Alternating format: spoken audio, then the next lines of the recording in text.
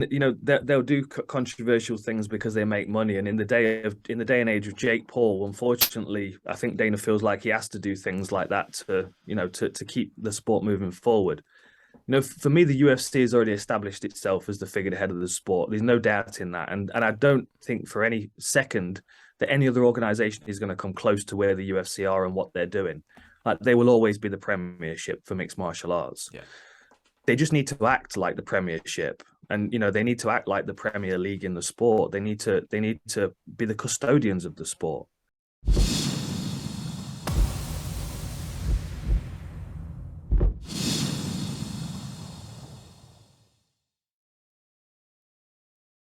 Okay, my guest on the Freedom Pact podcast today is my favorite mixed martial artist of all time. Is Mr. Dan Hardy. Dan, welcome to the podcast. Thank you, mate. It's good to be here. Good to talk to you. Well, you haven't come on the show today to promote anything in particular. I just reached out and, you obliged. But I do have your book behind me here because a lot of the stuff I want to talk about, I first picked up in your book. It's a funny story how I came to read the book, actually. I was in university, I think, when it came out.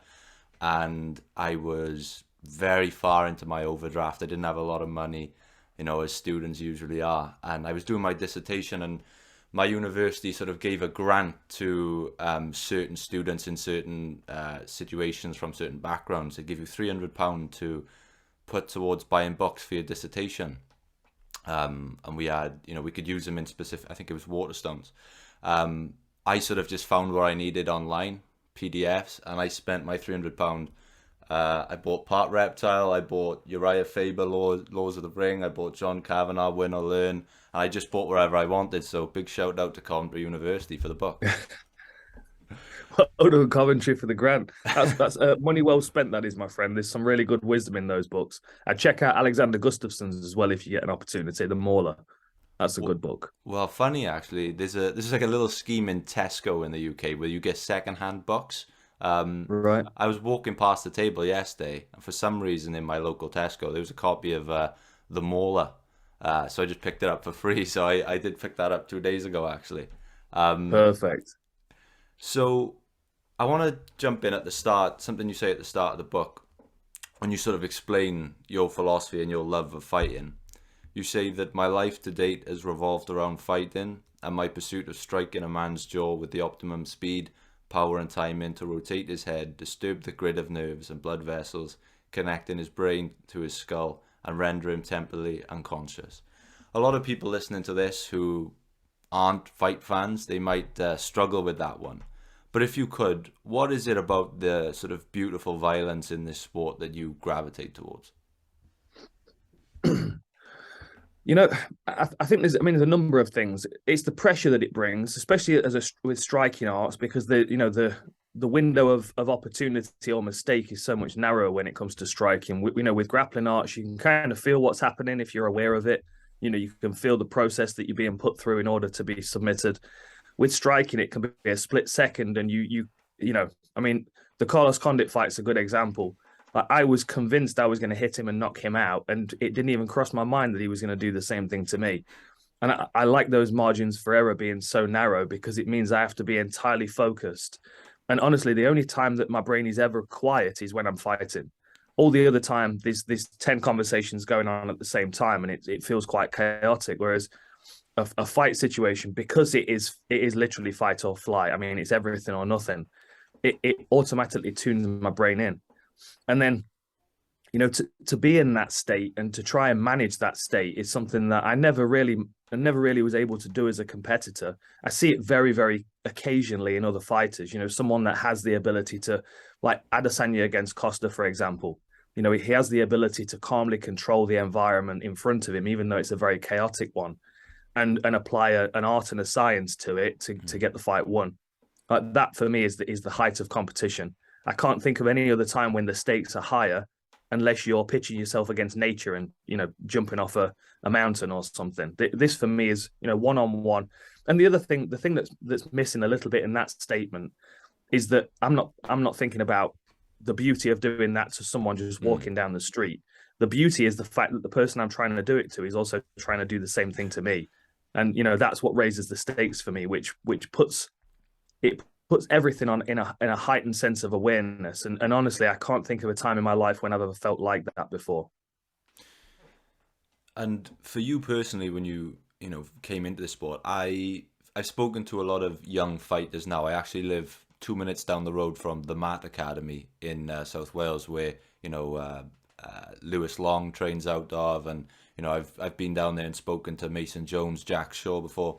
And when you dive into them, they all have sort of martial arts heroes, whether it's a George St. Pierre, a Dan Hardy. They've got these guys to look back on. But when you were young, this sport was pretty, it was pretty fresh. It was pretty new to the mainstream. And you probably didn't have a lot of heroes in the sport at the time, other than guys outside of the sport like a Bruce Lee, because you always reference your love for Bruce Lee. And I think a lot of kids these days get into martial arts, they've probably never seen Enter the Dragon. What is it about Bruce Lee that sort of captivated you so much? because of the way his mind works, he would draw from things outside of martial arts to put things within martial arts into a better context.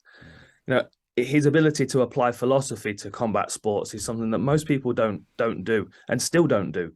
You can watch any of his movies really, but obviously Game of Death and Enter the Dragon are the two. Enter the Dragon because that was the movie he completed and that he was able to really put his philosophy into.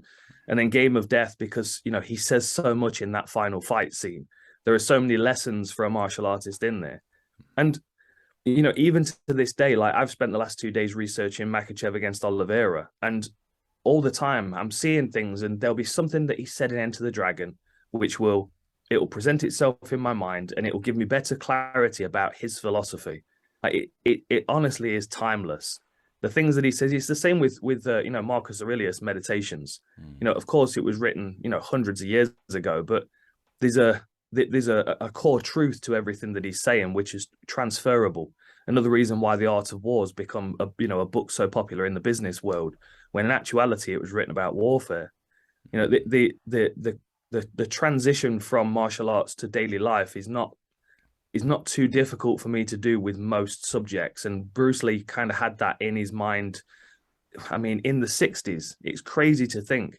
Like I just try and relate myself to how he was 32 when he died. I've just turned 40 and I'm still way, way behind where he was at. I can't imagine how he arrived at the thinking that he had in the 70s, while he was, in his 30s, late 20s, early 30s, with the lack of resources that we've got. I mean, imagine sitting the guy down in front of YouTube or UFC Fight Pass for a day. His mind would be absolutely blown, but his philosophies still ring true. The things that he talks about, Enter the Dragon, that, that first scene when he's walking along with the monk, when the time comes, I do not hit, it hits all by itself. I used to listen to that when before school in the morning. I'd have that tape playing over and over again every day. It'd get to the end of the week and I'd just rewind it and start it again on the Monday morning. And I've listened to those lines over and over again. And even now, sometimes they click in my head and I'm going, oh, okay, that's what he meant. That's what he meant. A fight is like a small play, but played seriously. If you take it too seriously, if you're too tense, you can't be playful. There's a lot to learn from the animal kingdom as well, which is where, the roots of Shaolin come back in, and watching animals train and play and kind of learn their martial craft without them even knowing what they're doing. I think a lot of people take training too seriously these days. And I think Bruce Lee was able to kind of hold on to it as a philosophical venture, as opposed to a kind of a hard-headed, we're going to fight and see who's the toughest. I love all this stuff. I love philosophy and how it can sort of interject into the fight world. And you mentioned there about Shaolin. You spent a bit of time in a Shaolin temple. I'm going to dive into that. But before we get there, when I was reading your book, or I was flicking through it the other night just to refresh my mind, I noticed that there was a book you mentioned by a bit of a friend of mine, Robert Greene. You talk about the 48 Laws of Power. Robert's been on this show a couple of times to dive into those books. What is it about that book that sort of you could take from and use in your fight career? Same thing. There's a lot of, really, really nicely worded sentences that you can read it over again, and you can think to yourself, well, how does this apply to my life, and how does this logic and philosophy serve me right now? A good example that I always use when I'm explaining that book, when I'm describing that book to somebody, is like quite a turbulent relationship in one of the gyms I was trained at in the US between the person that owned the gym and the head coach of the gym, because they weren't the same person. The owner of the gym wanted the respect as the owner, and the head coach didn't respect the owner of the gym. And there was this constant back and forth between the two, when in actuality, if they'd have both gotten out their own way, they'd have gotten on really well, and they would have allowed themselves to serve martial arts to their customers much better. But because they were so at each other's throats all the time, there wasn't a mutual respect there. And I explained it to the guy at one point, because obviously he's got to bear in mind that he's the head coach in somebody else's gym. Now, the one I'm talking about, I'm pretty sure it's lesson 4, never outshine the master. Like, I have no. The problem that I had with this guy was that he couldn't get out of his own way and give the guy the respect that he wanted to help the relationship be less turbulent. He was so stuck in his ways that they just kept banging heads. And it was the same for both of them. They were both very aggressive and abrasive towards one another. And I remember giving him that book, and he said, yeah, but that's kind of, I feel like I'm kind of manipulating him. I'm like, I'm not. You're not manipulating him. You're helping him get out of his own way, because he's got good information that he could give you. But because you're not giving him the respect that he wants as the owner of the gym, you're not going to get that information out of him. He wants to share that information with you, but you don't want it because you don't respect him. Yeah. And when he was able to kind of take himself out of the equation and go, I don't respect this guy because I don't think he's as good as he thinks he is, he was able to give him the respect that he wanted and get the information that helped them both. And it turned out to be a much better relationship in the gym, just because that little bit of information, never outshine the master, is, was put on the table in front of him. And that for me that's the one thing that stuck out all the way through. Whenever I would go and train with somebody, and as you said, there weren't really many MMA heroes back in my day. So I was often going to people that would tell me something that was very applicable for what they were doing, but wouldn't really be applicable for what I was doing. But if I went in and go, no, your karate's no good in what I'm doing, immediately they feel disrespected and they're just going to close down. And the thing I love about that book is that it's very digestible. I have a couple more of his books as well. And it was just an easy one for me to carry on the road, and to, sometimes I'd just turn to a random page and read it, and I would always take something from it. And that for me is one of those books, kind of like the Hagakure by Yamamoto Tsunomoto, or the Book of the Five Rings, or Meditations by Marcus Aurelius. They're books that are to hand, that I can just grab if I've got 2 minutes, and I can turn and I can take something from it. Krishnamurti as well, another philosopher that Bruce Lee used to listen to a lot. His books are like that. You can pick it up, you can turn to a random page, and you can consume something that will give you a different way of thinking about your day or about the people around you. It's a very, very powerful book, that is. And I think one downside to it is that people see the front cover and the title, they go, 48 Laws of Power. I don't want power over the people around me. And it's not that. It's power within yourself. And that for me is the bit that's missing out of the title. 48 Laws of Power for you, Yeah, no, I love that. It was awesome to see you reference that book, and just the way you look at philosophy in general. I think even on social media, in your bio, it says amateur philosopher. And there's so much in sort of old books that we can take and apply to our current life. You mentioned the Book of Five Rings there. I think I read that a couple of months ago, and obviously it's written from a completely different perspective, but there's so many little things, when he's talking about fighting, but you can just apply it to things like business or work relationships.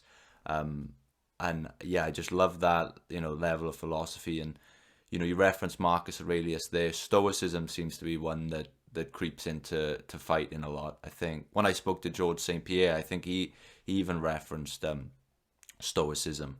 What are some of your, I know you probably mentioned them there, but what are some of your favorite sort of books on philosophy, if you had to give a couple? Oh, I mean, honestly, anything that Aristotle, Plato, and Socrates have written. Of course, what we know of Socrates is through Plato, but they are anything that you can get your hands on is fantastic, and audiobooks as well. Mm. I often listen to audiobooks over and over again because I find it sinks in a bit quicker, or I'll listen to the audiobook while I'm reading a book. Um, yeah, I mean, honestly, it depends on what you're drawn to. It depends on what you're drawn to. I think Marx is interesting. I think Kant's got some interesting things to talk about, but ultimately, I'm looking for the I'm looking for the fundamentals of existence. That's what's interesting to me. The fundamentals of good and evil, and because on a daily basis, I of course my job is mixed martial art, but the truth is my interest is geopolitics and war. I study war and geopolitics more than I do MMA these days, to be honest.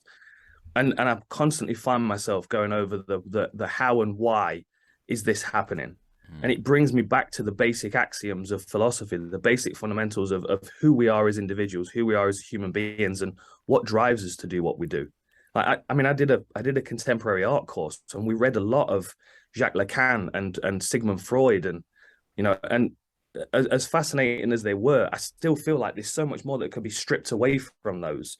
So everything that comes after Plato, Socrates, and Aristotle is an expansion on the foundation that they laid for me. Mm. Um, Honestly, there's a lot of books as well. One of my favorite books of all time, which I've been meaning to pick up again, is Walden by Henry David Thoreau.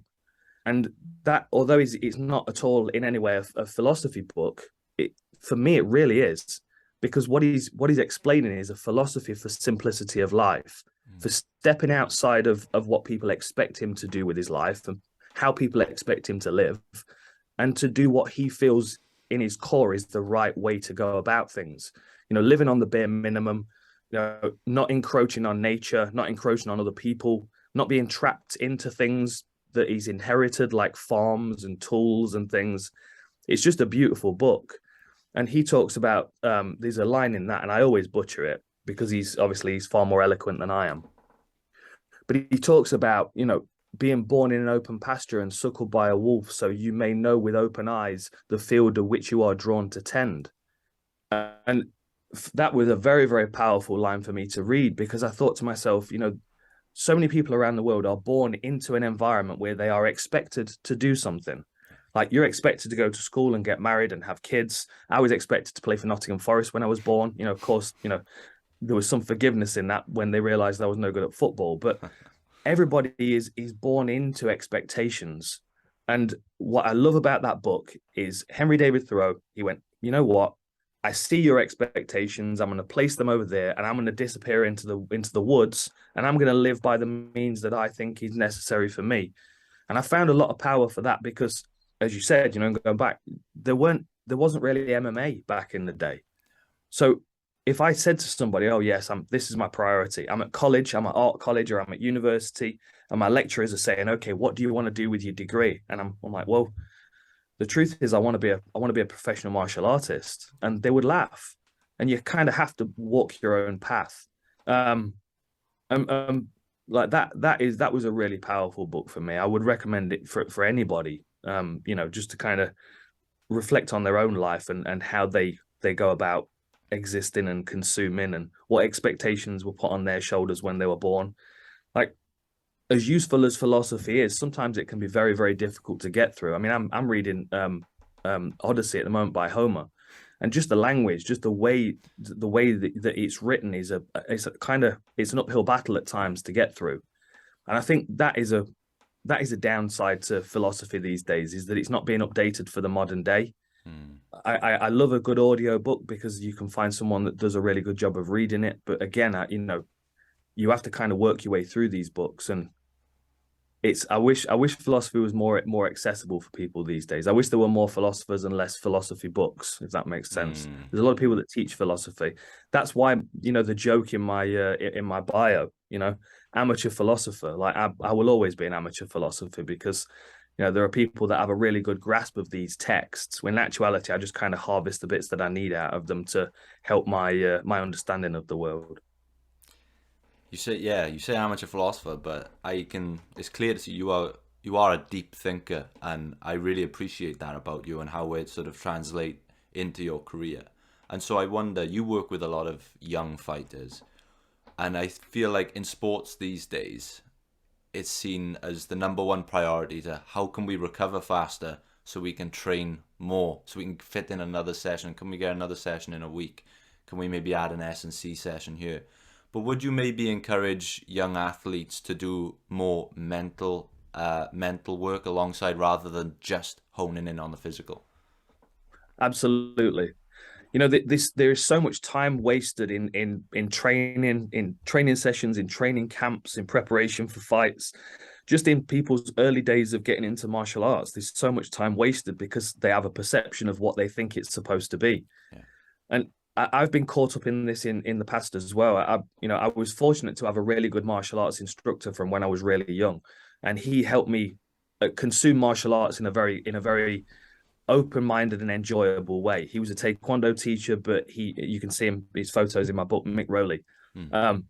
He kept my mind open. So even though we were learning and competing in taekwondo, we were still grappling, we were still hitting pads like boxers. You know, my mind was always open, and that is because he was in the footsteps of Bruce Lee. It was all about absorbing what is useful and rejecting what is useless. There's a lot of people absorbing what is useless right now. There's a lot of people spending a lot of time absorbing stuff that they've seen someone do on Instagram one time, and then they spend 3 weeks training to try and get that one move, which has probably got a success rate of about 5%. And I see it all the time when I'm at my gym. You know, I'm at my gym seldom because I've got good coaches there running it, but when I call in, I can see some people that have improved with their basics, and other people have just added a couple of Instagram highlight reel kicks to their game, and there's no real foundation to it. And a big realization that I had a couple of years after I retired is that it's not nearly as complex as I thought it was. I remember feeling so overwhelmed and what felt like out of my depth when I started competing in mixed martial arts, because it occurred to me that there's a vast amount of knowledge that I have not got my hands on yet. I have a library in there of martial arts books that's probably a couple of thousand deep, and I look at it and think to myself, there is so much information here. I need to take 6 months off and just consume as much of it as I can. When in actuality, if I start breaking things down into the axioms, if I approach it without the emotion of, well, I like that and I don't like that, and I enjoy doing those techniques but not those, and I look at things on a percentage basis of success, the things that actually work are so minor. And then it comes back to the Enter the Dragon philosophy. I don't want to learn. I don't want to practice 10,000 kicks one time. You know, the truth is, though, I also don't want to learn one kick, and I don't want to rep it 10,000 times, because then I'm limiting my arsenal. So I want to find a nice middle ground between those two things. I don't want to learn every knockout I see on Instagram, but what I do want to see is, if I see the same head kick 3 times, that might be something worth studying. So it's not one kick 10,000 times, and it's not 10,000 kicks once. It's probably 5 kicks 2,000 times a piece. So I've got some options, but I've got some variety in my game. And there's a lot of things that I realized as I was growing through my game I could start to shed. And I have this conversation a lot of time with fighters, with young fighters. It's not as complex as you think it is.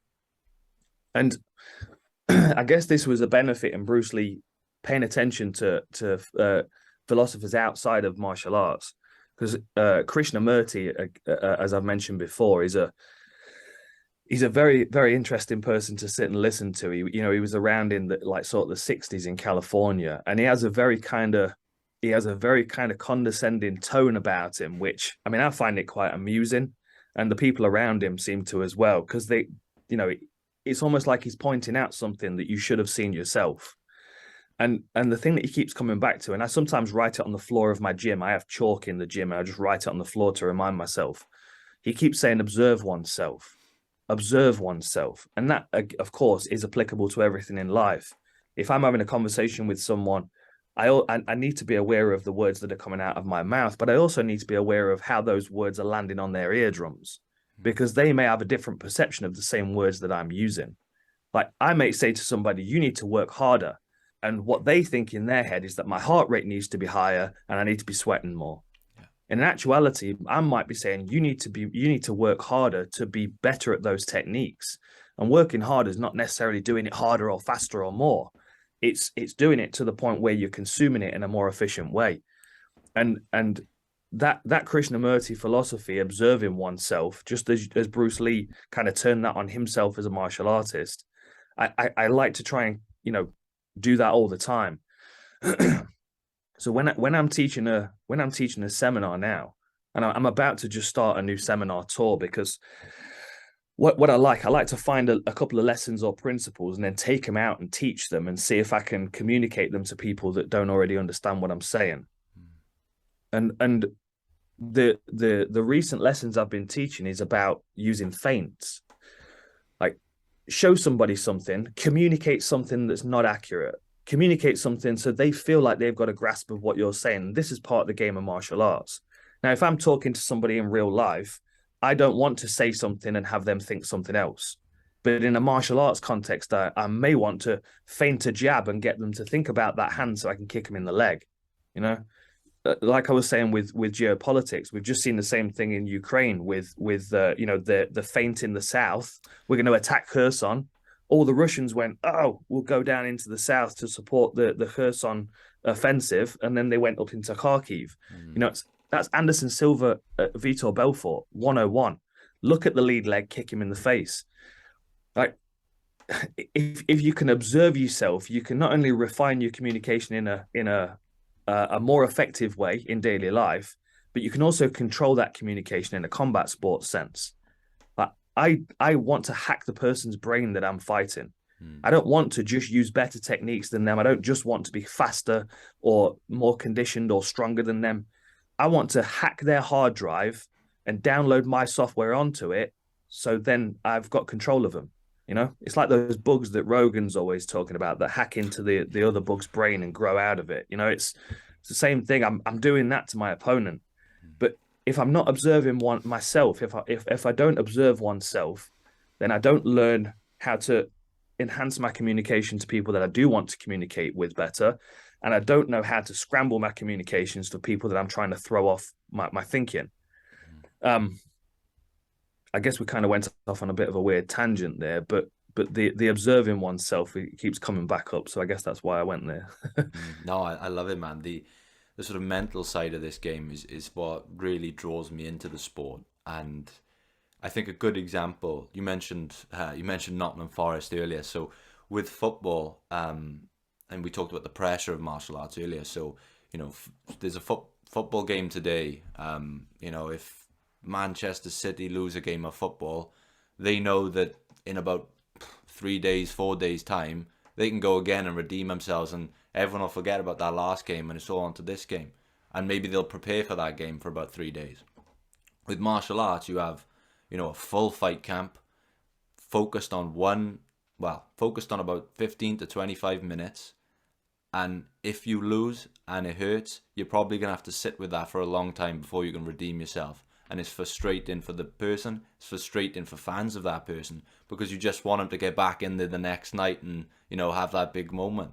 And so for you, when, you were going through, coming into the professional sport, you had this confidence that you were just going to blow through your first couple of fights. Martial arts is very different to boxing. There's no real, you can't really pad your record like you can in boxing. And you lost your debut. What does that do to your mentality, and where do you find the resilience to sit with that loss before going again? Because that must be a rough one to take. That was a rough one for a number of different reasons. I mean, first of all, I was about a year behind Paul Daly, so I was his main training partner, and he'd fought Lee Doskey a few months before, and obviously Paul knocked him out because that's what he did to everybody. So I was in the shadow of Paul Daly to start with, which was a big shadow he cast, and I fully expected to be able to prove to everybody, particularly in the UK MMA scene, which was the pool I was focused on. I wanted to prove to them that we had Paul Daly, but we've also got Dan Hardy now. I wanted to kind of align myself with the fear that he instilled in his opponents. And after that last loss, after that first loss, it was the saving grace is that I lost because I threw everything at him, and it was an uneducated performance. I was excited, I was over enthusiastic, I was completely in my mind. I was going to stop him at some point, and I learned a harsh lesson. I went too hard. I ran out of gas. I made some technical mistakes, and he got me. And I remember on the drive home. First of all, it felt like everything had fallen apart, and then I realized to myself, well, I might as well just have another go now, because a loss has happened. We have to move on from it. And you mentioned football. Of course, they get to play again in a few days. Same with hockey. I used to follow Nottingham Panthers all the time. They'd lose, they're playing the next day, and they can just right that wrong. When it comes to losing, and that 4-fight losing streak I was on it spanned 2 years. You start to feel like a lesser version of yourself after a while. But then, something that helped me kind of put it into context is, the guys that do Peep Show, that Mitchell and Webb, they did a show called That Mitchell and Webb Look, and there's a scene in it where Robert Mitchell's walking along the touchline of a football pitch, and he's doing a parody of it. Which one I mean? I know the one. And he's doing a parody of a Sky Sports advert. Yeah. But at the same time, and he's doing it with all the intensity of, and this team are playing this team, but ultimately everything that he says, it just doesn't matter. Yeah. It just doesn't matter, because there's another game next week, and there's another game, and these will be the best guys in this game. And I remember looking at GSP one day and thinking to myself, he is without a doubt the best mixed martial artist that I've ever seen. I was able to compete against him. I felt it myself. He's absolutely incredible. In 50 years' time, there's going to be someone that completely blows him out the water, and most people will go, yeah, GSP was good, but he was only good for his time. That's important. That moment in time that he, put a stitch in that record book with his name on it. That's important.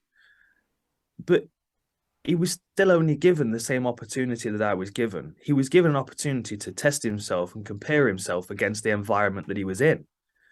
And, I look back at the Carlos Condit fight, and I think, same thing again. I remember being in the ambulance on the way to get my brain scan after the event, me and my coach sitting there laughing about what had happened because of how stupid I was. And the only thing I could think in my brain is, I just wish we could go back to Saturday morning. Just let me run this one back. Just let me go again. The punishing thing about combat sports is that you have to sit with it. Yeah. Like, you have to take ownership of it. So you can do one or two things. And this is an assessment of a person's character straight away for me. You can either do a Ronda Rousey, I'm never ever going to watch that head kick ever again. And if the UFC do any promotional stuff with that, I'm not fighting. Like, that to me immediately shows weakness. I don't want that weakness in me. I don't want to have fear of watching myself get knocked out.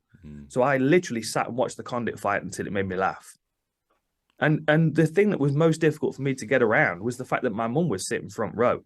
That was really the only pain in it, because I didn't feel any pain. I was laughing about it within minutes of it happening. And the lesson was learned, and Condit went on with his career, and he took what he needed to from that, and I took what I needed to from that.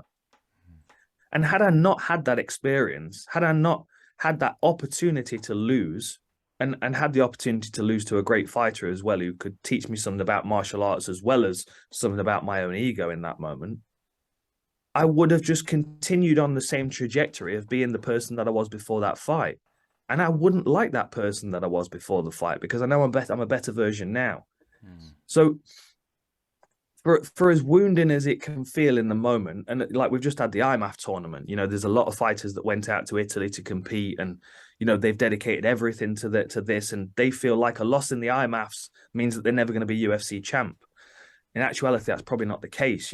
Those losses early on will help. My goodness, it will help grow them into a better martial artist, and that's ultimately what competition is about. It's an opportunity for you to see where you're at and to see how much you can grow from it. And you've got to face the wins just like you face the losses. You've got to pull them apart and be analytical and be critical and see where you can become better. And I'm, of all the fights that I've had, the one that was most impactful in a positive way was getting knocked out by Condit. Like, because I can watch it, I can go, just a silly mistake. He got me. That was a good opportunity for him to catch me when I was overextending and I was stepping out of my ego. And had I not, I think every fight in my career has offered me one of those opportunities. Whether I chose to take it or not at the time is a different thing. But when you lose, I don't think you can avoid it unless you're really, really running the opposite direction. Another side of the psyche I'd like to ask you about is your fighting career was halted due to circumstances that really weren't of your control. It was, health issues and this similar with when you were working with the UFC as a broadcaster and an analyst. Mhm. Leaving that world, so you've left the same world twice over there in the UFC. Did you ever struggle with a loss of identity when you couldn't fight anymore? Because up until that point, you'd been Dan Hardy, the fighter. All of a sudden, you can't fight anymore. Did you struggle with who you were? I did, yeah, because it had been everything that I was. The 3 months after being pulled out from that fight was the most difficult because I didn't feel like I could go into a martial arts gym. I felt disconnected from everything that I was. I was living in Vegas for the sole purpose of being amongst the gyms and the fighters that were going to make me better. And I couldn't put myself in those circumstances. Partly because I was frustrated that I couldn't do it, and partly because I was frustrated at my training partners because it felt like they were taking for granted what they could do. I remember coming back to the UK and I cornered one of my old teammates. I cornered Andre Winner down in London, and he had a decent performance, but it wasn't a great performance. And I know how good he is. I know how much potential he has. And afterwards, in the changing room, it was, I apologized to him because I kind of stepped out of myself a bit. Again, I had to observe myself in that moment. I was so angry at him for not being as bothered as I thought he should be. One of the reasons why I was never any good at team sports, because I can't, I want everyone to want it as much as me. But in that moment, I realized that he had what he wanted and he was all right with it, and I didn't have what I wanted and I wasn't okay with it. And that loss of identity was a real struggle. And I guess sometimes to a certain extent it is, because I watch the likes of McGregor and doing what they're doing, thinking to myself, had I had my time again or in a different time, my trash talk could have been so much better with the internet the way it is today. And but again, I have to appreciate the journey that I've been on, and the position that I'm in right now. And honestly, I'm in a better position now than I would be if I was a fighter, because I get to help other people understand the sport. And the truth is, the sport where it is right now, there are absolute killers out there. I would have to start everything all over again.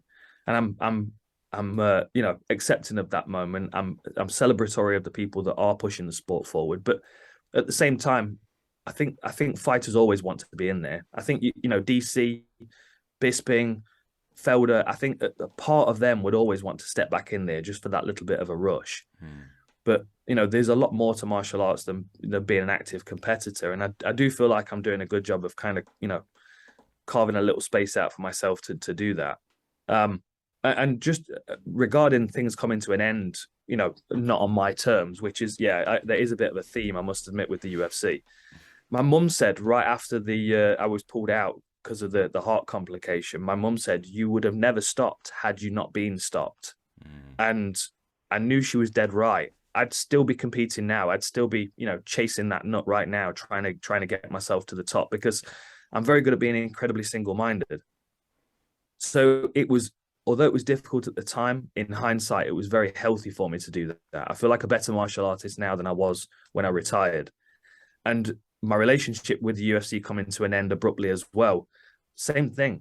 I could have stayed on that bike for the rest of my life. I remember having a couple of conversations with Dana, actually backstage where at the McGregor Aldo press conference in Dublin.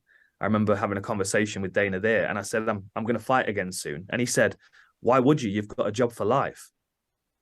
And I thought to myself, well, that's him not quite understanding the person that I am.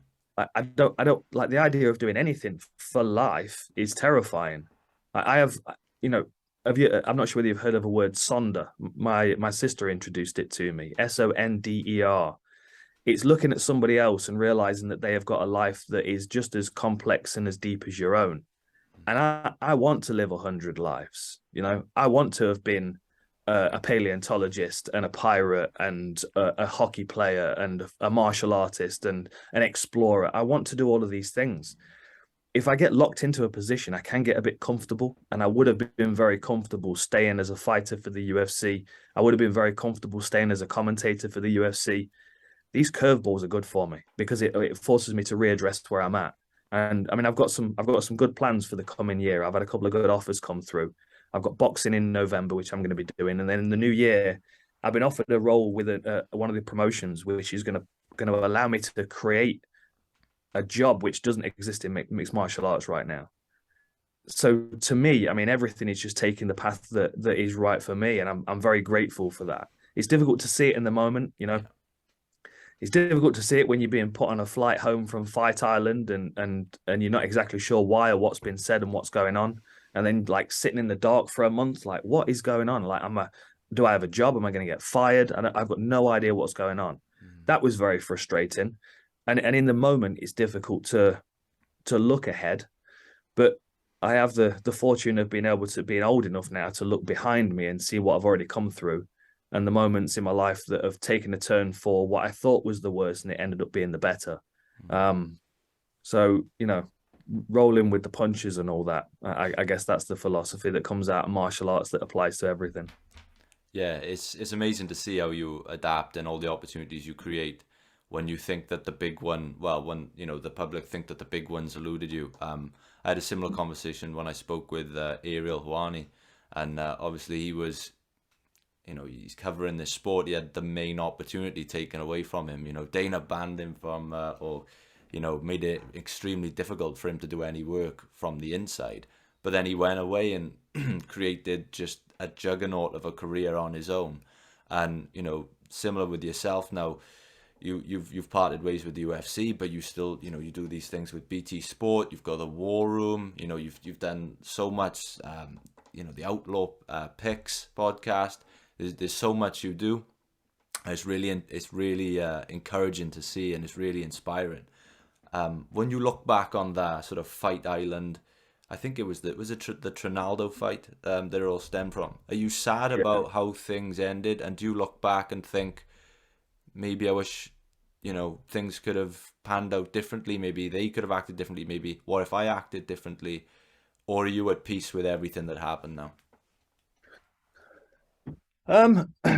I certainly could have acted differently, and I know that the UFC could have done as well. I mean, it was there's still not a great deal of information about what happened, to be honest. I mean, it was what I could have done was maybe got a bit more sleep. You know, I was very sleep deprived, and I confronted a colleague of mine that had been obstructive, very difficult to work with. You know, steering work away from me when my job was to represent the UFC in Europe.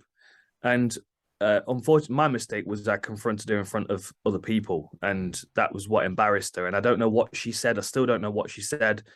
But I also know that she's very embedded within the top people in the organization. And I'm not one for politics. I'm not one for playing corporate games. You know, I always knew that I was kind of on the fringe of the UFC, even when I was working for them full time, because after the event, when everybody gets back to the hotel bar and they're all hanging around until 4 o'clock in the morning, I'm not. Like, I go back to my hotel room and I rewatch the card. And unfortunately, I'm just not a very good corporate player. I'm not very good at hanging out and drinking and schmoozing and making friends with the boys and going on golf trips. And a big part of the background of the UFC is that it's the schmoozing and shaking hands and being mates. I'm a loner. I'm a weirdo loner. And as you can see by this room full of action figures, like I spend most of my time in here watching fights. I just didn't really fit with the corporate model. And when people were becoming obstructive, they weren't being obstructive for me. They were being obstructive for the sport that I love. You know, and I'm watching the likes of Jack Shaw, Mason Jones, and Nathaniel Wood, all working incredibly hard to get themselves ahead and not having any support from the UK office, you know, not having any support from the team that are supposed to be linking them with the newspapers and the media. You know, it got to the point where I was getting messages from the media constantly trying to get me to connect them to the fighters, because they weren't hearing anything back from the UK office. And that it just got frustrating for me because I'm here for the sport. You know, I remember when I first started working for the when I first started fighting for the UFC back 2008, I was doing 5 interviews a day. The PR team were absolutely smashing it back then. They had a great team of people that loved to grow the sport. And unfortunately, due to money and politics and the sport being bought out by one person and another, and that all just got deprioritized. And the people that got put in those positions were cliquey. You know, it was cliquey nonsense, and it's just not for me. Like I could have definitely been a better version of myself. I could have definitely handled myself better and been a bit less annoyed at the person that I was talking to. But I didn't swear. I wasn't threatening. I didn't raise my voice. I was clearly frustrated at the person, but the way that it was taken was massively blown out of proportions, and that is frustrating. And you know, and I do, and a lot of it, I know a lot of it stems from the situation with Herb Dean and Jai Herbert, because that was the point when that was the point when they started steering the media away from me. Yeah. That was the point when they stopped allowing me to have my say. Because when I got back to Fight Island the next time around, literally the first question from John Morgan is back at the scene of the crime. I'm like, come on, dude. Like, I know that you're prepped with those questions by the PR team. It was like a trap was set for me. And me being stupid and hard-headed, I'm not going to go, oh, yeah, no, I shouldn't have said anything. Herb's the gold standard referee in the world. He never makes a mistake. And even if he did make a mistake, he's got no reason to admit to it. If I'd have said that, maybe I'd be still sitting in my job, but I'd also hate myself. You know, I saw a guy that didn't do his job properly, and I called him out on it. And the UFC told me to turn my back to him when he came over to me. There was just a lot of illogical stuff that went on in the end. And as frustrated as I am, because I love the UFC as a brand, I don't like some of the people that work for them because it's that corporate nonsense, and it's the same in every industry. It's frustrating, but at the same time, if they came to me now and said, hey, can you come back? We'll restart inside the octagon. You can commentate again. On my heart, I wouldn't do it. On my heart, I wouldn't do it because I wouldn't want to be back on the inside of that machine. Like, it needs people like me and Ariel on the outside. And Ariel is an absolute powerhouse. And he's been inspiring to me over the last couple of years. We need people on the outside of the sport pointing out what's going wrong. Like matching Nate Diaz up with Khamzat Chimaev. We all know what that was. We all knew what that was. Unfortunately, it worked out that fight didn't happen. And then what did we get from Dana the week after? It's a good thing that fight didn't happen. That would have been really bad. Like, yeah, man. Like, I don't have to buy your bullshit anymore because I know it's bullshit. Like, you know what you're doing. It was an assassination attempt. Like, they were trying to bury him before he left his UFC contract. I can't, like, and I see Bisping on shows like you know, trashing me for what I said and then backing up my opinion. I'm like, I couldn't. Sergei Lavrov, a random name to throw out there, sits in front of the UN Security Council with delegates from around the world and lies through his teeth. Lies through his teeth because he's owned by Putin and by the Kremlin. I felt like that working for the UFC. I felt like I had to toe this line, and I don't feel like I have to anymore. Like, my nickname's the Outlaw for a reason. I'm not supposed to be inside the organization. And if I am, I'm supposed to be unpicking it and taking it down. I mean, that's just my nature. I love that, man. You actually answered 2 questions I had ready in there. I did want to speak about, you know, the outlaw persona. I love that. So that's why I've always gravitated towards you. You know, this sort of, you mentioned there, you're a weirdo, you like all these things. My room looks very similar. I've got a, you know, Luke Skywalker, I've got a Piccolo from Dragon Ball Z, I got Scrooge McDuck on my desk in front of me here. I just love all that stuff. And that's why I gravitate towards you, man. And yeah, you mentioned about the UFC there. It is hard because for me, I'm a diehard UFC fan. I want to love the organization, but when, like you mentioned there, when you see something like a Khamzat, Nate Diaz, it just makes you feel a little bit, you know, it makes you feel a bit sick, and it makes you feel like, I don't know, dirty to watch it. It just didn't sit right with me at all. So I hope that the UFC isn't going to continue going in that direction. I like to stay optimistic, but who knows? Who knows? I mean, you know, they'll do controversial things because they make money. And in the day and age of Jake Paul, unfortunately, I think Dana feels like he has to do things like that to, you know, to keep the sport moving forward. For me, the UFC has already established itself as the figurehead of the sport. There's no doubt in that. And I don't think for any second that any other organization is going to come close to where the UFC are and what they're doing. Like, they will always be the premiership for mixed martial arts. Yeah. They just need to act like the premiership. And, they need to act like the Premier League in the sport. They need to be the custodians of the sport. And when I first started working with the UFC, like, I remember going to charities in Sweden and handing out money from the UFC to support the grassroots organizations. And, of course, they're supporting of the IMAFs and those kind of things. Like, they do lots of good things within the sport. But then it also has to be, the example also has to be set from the top down. Like, that Chimaev against Diaz fight felt more like, it just felt like an execution. You know what I mean? And that to me felt like you've got one person or one small group of people that are utilizing one part of the roster to punish the other part of the roster. That's not sport. That's not sport. That's dogfighting. That's it's just ugly. It's just an ugly thing. And it made me feel uncomfortable. It made me feel uncomfortable because I love the sport and that would damage it. Imagine if Nate had gotten really, really badly hurt. Like, straight away, it would have cast a shadow over the UFC. It would have been all over the news in a negative way. And it would have made us all feel uncomfortable because we knew it was happening. It was fortunate the MMA gods shined down on us on that day. But I also feel like there was some meddling in the background to make sure that didn't happen. Because I think the closer the fight got, the more the UFC realized how much they were going to bury themselves if Nate got hurt. Yeah. And he was most likely going to get hurt. It's the same thing. It's the same thing as the very last fight that I called. And this is another good example of the nonsense, the posturing and the propaganda. Like, that last fight that I called was Max Holloway against Calvin Kattar, right? UFC, what is it? UFC on ABC 1, the very first time that UFC had been on ABC. First time combat sports have been on ABC in 20-something years.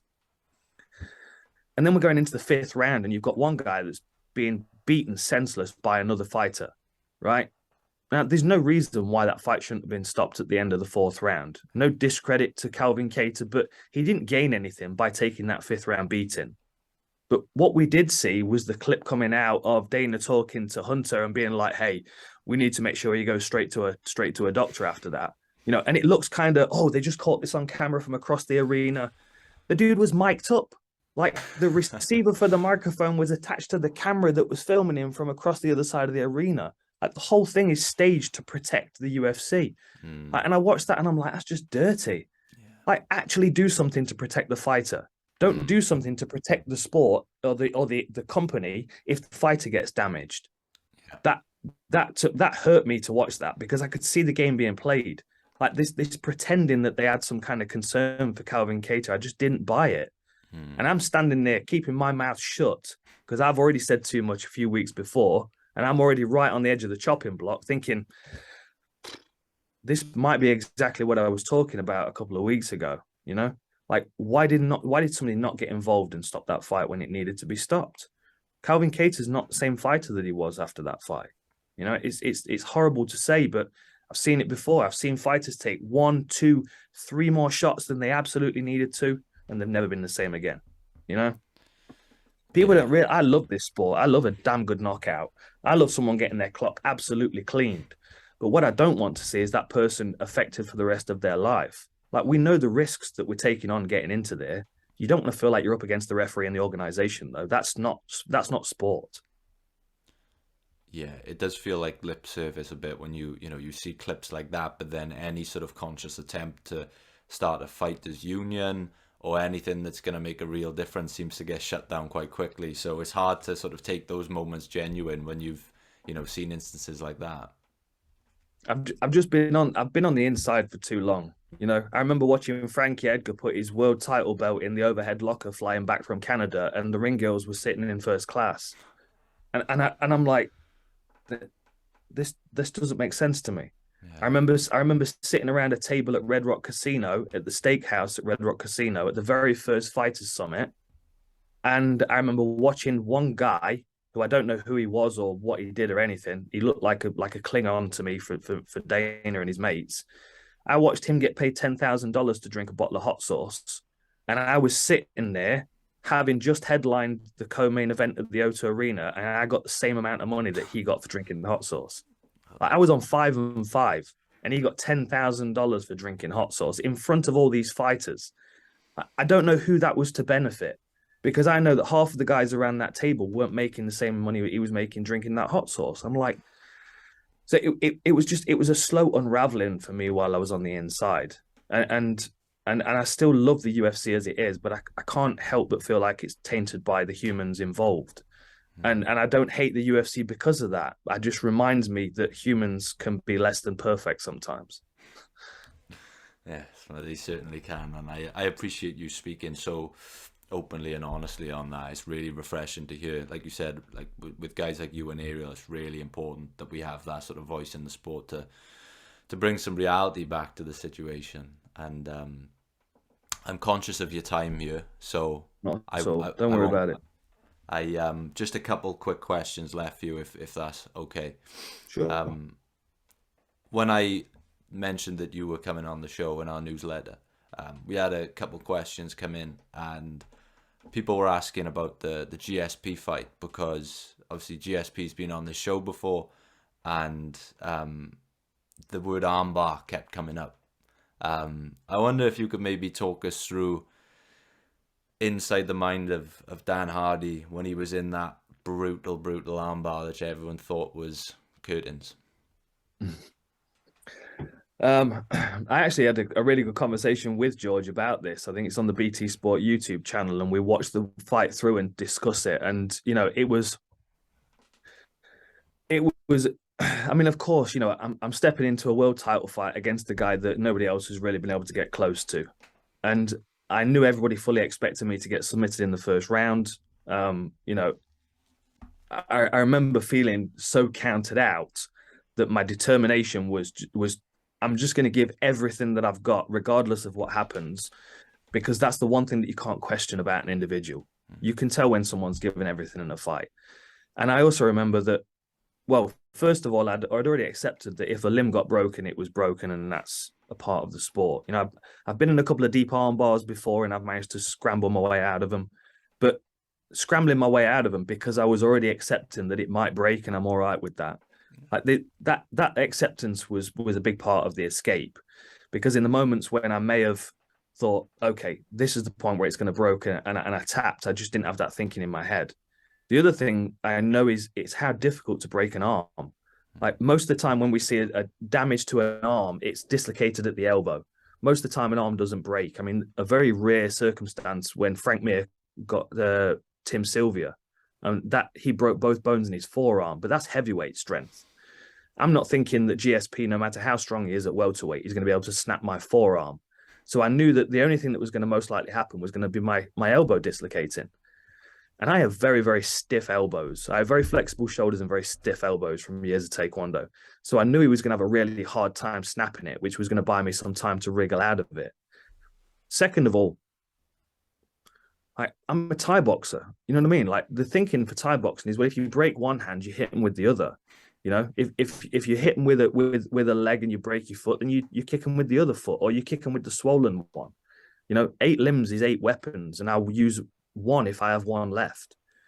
So it was a level of acceptance going into the fight, a level of stubbornness being in the fight, and also, I guess it's a level of technical understanding that I felt like I had just a bit of wiggle room for my elbow. So there wasn't enough control of my elbow for him to really fully hyperextend it without me being able to just kind of and just keep kind of switching over that fulcrum point. But ultimately, I mean, he could have killed me on that night. I wasn't going to give up. I wasn't going to give up because the feeling of being counted out was one of the most motivating things I've ever felt. And stepping in there against GSP, knowing full well that nobody thought I was going to win. I think I was a plus 900 underdog or something ridiculous like that.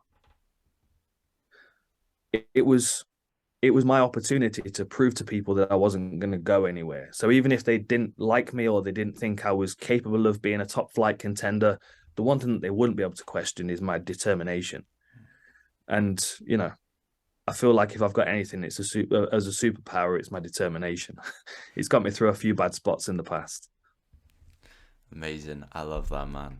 The final question that I ask every guest that comes on this show, regardless of the topic, and it could be anything, it could be your work, it could be your family, but right now for Dan Hardy, what makes life worth living? Oh, you've asked that question just at the right time this week, because I'm an uncle for the first time ever. My little Congratulations. sister's had a baby boy, so that my whole week was just turned upside down when that happened. Mm, Kind of waiting to hear the good news and then him arriving, and you know that was it's been a pretty special week because of that, I have to admit. And honestly, everything that I do, the motivating factor is the people around me. You know, the people around me. I have an amazing family. I have an amazing girlfriend, Veronica. We spend all day, every day together. We train together. We discuss martial arts. We argue about it constantly. I'm fortunate that I get to wake up every day and do what I love to do with the people that I love to do it with. mm. Um, I don't know what more I need really. I don't know what more I need. I have a good group of people around me, and I have the enthusiasm to keep kind of trying to better myself for them. Yeah, that's what gets me going in the morning. Being a better version for the people around me. It's a beautiful place to be in, and I imagine comics and figures play a part in it as well. Mate, my Lego collection is ridiculous. My office is on the other side of the building, and I have glass cases with Lego from the early '80s in there that I've been collecting since I was a child. But the thing is, it's like that. My Lego collection is my pride and joy. Yeah. But as soon as my little nephew was born, he can have Mm, all of it. wow. He can have all of it, and all these figures. Veronica said the other day, "What happens if he comes in here and he wants to take one down and open it up?" I'm like, let's get it open. Let's play with it. I Wow. don't care. You know, That's it's powerful. a powerful thing having special people in your life, and I'm fortunate to have a lot. I love that, man. Do you have the Lego Death Star? You know what? I The don't tough have the one. Lego Death Star, but I do have the Millennium Falcon, the giant Nice. Oh expert one. wow. I haven't got the Death Star yet, but I've got the Millennium Falcon. It's still sitting in the box as well, and I have the majority of the Star Wars stuff. I got yeah, one of my pride and joys is one of my Millennium Falcons that Frank Mir bought me. I Oh helped him wow. out with his fight for Niagara, and he showed up the next day with a big box of Lego for me. He knows the way to my heart, Frank Mir does. I love that, man. I love all that geeky stuff. I'm actually after this, I'm on my way for a half-hour drive to pick up a collection I found on Facebook Marketplace for Star Wars Mr. Potato Heads. So if that gives you an insight to Nice, how weird I am. Um, nice. Where's the new figure we've just got? Let me show you this.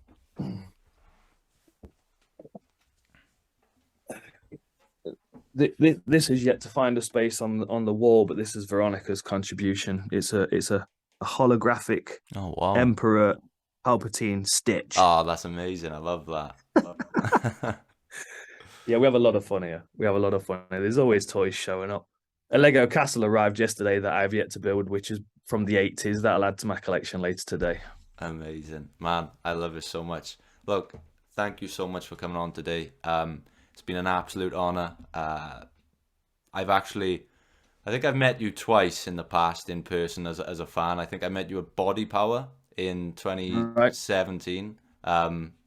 I remember you saying you felt a bit out of place around, a lot of grown men in stringer t-shirts.